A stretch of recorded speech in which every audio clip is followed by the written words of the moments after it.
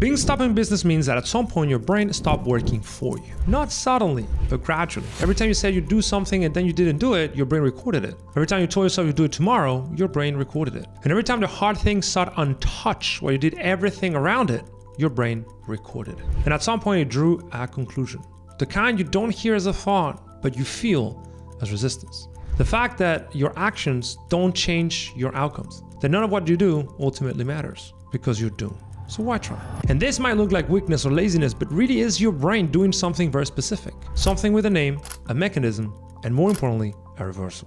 And once you understand what this is, everything changes. And let me tell you what the last 6 months actually looked like for you. You had ideas on what to do. You started strong, but at some point things got hard and you quit. Then you tried again. You built a new system. You hired a new coach. You bought the program everybody was talking about, which worked for about 2 to 3 weeks. But then you were back at the same level. You were still stuck.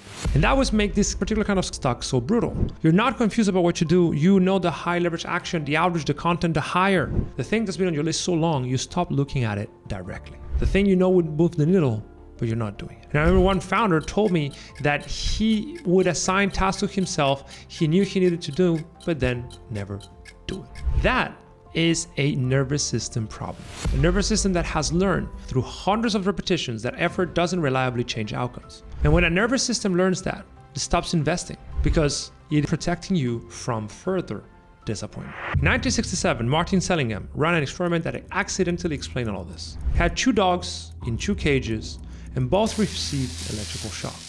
The first could stop the shocks by pressing a lever. The second couldn't. No matter what it did, the shocks kept coming. At first, both dogs fought, barked, jumped, and scratched the walls. But over time, the second dog stopped. He stopped caring. And that's what's going on. When Seligman opened the cage door, freedom literally 1 step away, the dog did not move. It just lay down and whimpered. The dog's brain had arrived at one conclusion through pure experience. His actions didn't matter. And this is the concept of learned helplessness. And I work with founders doing 10K a month up to 20 million a month. And I've never found a more accurate description of what happens to an ambitious person who's been stuck at the same level for too long. The cage door is open, but you're just not moving because the brain has learned not to try. You're laying awake, know exactly what to do, and felt the weight of getting heavier, not lighter over time. You already know what learning feels like from the inside. At a neurological level, you are hijacking your own brain because every time you keep a promise to yourself, your brain releases dopamine for certainty. Every action leads to an outcome, and every outcome locks in an identity. But every time you break a promise, the opposite happens. Your brain records a new association. Effort equals disappointment. And if you do that enough time, your dopamine baseline quietly drops. Progress starts feeling less rewarding, and starting feels harder for not obvious reason. Your ambition, the thing you've built your entire identity around, starts shrinking. And your brain starts protecting you from the pain of caring too much about what you know you need to do. So you start doing the easy tasks, planning instead of executing, researching instead of shipping, consuming content about the exact problem you avoid solving. It all feels productive. It's all protection. What's worse is that gurus typically blame you. They tell you have a discipline problem or a motivation problem. You don't. You just have a brain that is working against you. You've trained it to protect you from disappointment. And that's what it's doing. And then something happened that most people never fully registered. But it doesn't arrive as a full crisis, but as a voice. Where a client that told me that even if he would tell himself every Friday that on Monday he would change his life and actually have the best week ever, he would have his own voice saying, I don't think you're gonna make it happen, Mike. And that is the quiet internal contradiction that would collapse his self-trust. Over time, your brain does not differentiate between you saying something and you lying about it. So your brain literally says, this guy's unreliable, let's just protect him. So you stop taking risks, you stop attempting hard things, you start routing your energy to the easy task, and you lower the ceiling quietly, gradually, until mediocrity starts feeling like peace. That's how business die. Because founders decay. They end up believing there's no way out. Now, there's probably a thought right now forming in your head. But what if my strategy is just wrong? What if I'm trying a thing and it's just not working out because I'm doing the wrong thing? That's a fair question, but here's my honest answer. Maybe your strategy is not perfect, but you still need to execute to prove it isn't. You can't iterate on a strategy you're not executing consistently enough to get feedback from. Strategy is always a hypothesis. Execution is actual fact. You always need consistent execution. You always need to trust yourself to do the right thing in order to validate a strategy. Getting the right things done is a prerequisite for finding out. Now, how do you reverse it? Well, you don't do it through motivation. You don't do it through accountability. You don't do it through a better system.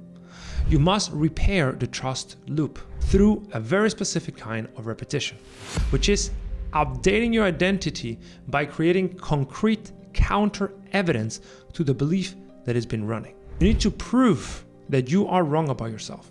You need to have actual evidence that what your brain has been trained to believe about your ability to execute is wrong. Imagine that you believe you're just not good at outreach. You actually run an outreach system for at least 2 weeks until your brain catches up with the fact that you're actually good at outreach. Imagine that you believe you need deadlines to execute. What if you can track yourself executing and finishing something 1 week before the deadline? The tracking is always very simple. It's done or not done. But that is exactly what your brain needs to rewire itself, to create a new identity out of observable behavior. That's what reverse learned helplessness. That is the neurological basis of elite performance. That is what the dog should have done. Step outside, exit the cage, and validate the fact there were no more electric shock coming his way. And I remember one client that came to me that told me, dude, I am incapable of doing the things that I knew how to do in the past. This belief had been growing within himself for many years because he was comparing himself with his own version 11 years prior.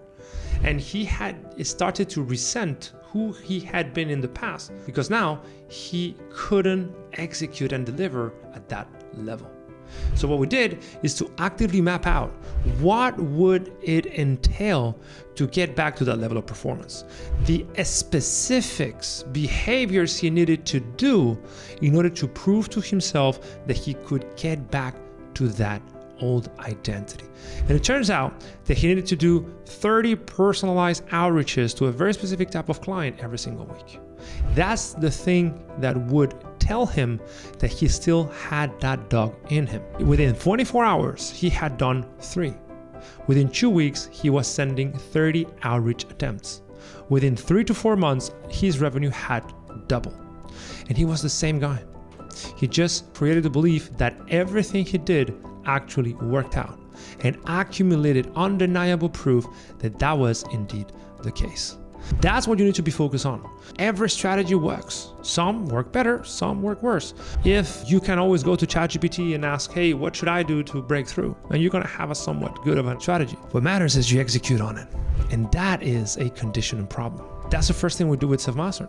When we work with clients, we literally identify the root cause that is creating that state of learned helplessness and design a small but very powerful protocol to break through and then accumulate proof to rebuild that trust loop. That's how you succeed. That's how elite founders do it. Because we have this idea that elite founders are just better than everybody else. No, they just have trained themselves to execute on the hard task every single day. Not through random affirmations of visualization or manifestation or any of the vaporware most founders are sold to, but rather by getting undeniable proof that they're able to do what they know they need to do. This is the question that I want to leave you with. How long have you been stuck in a loop that you know there's a way out? If it's more than 3 months, your brain is actively working against you. The number one priority for you is to break through, to identify the highest leverage thing you can commit for 3 months and actually do it.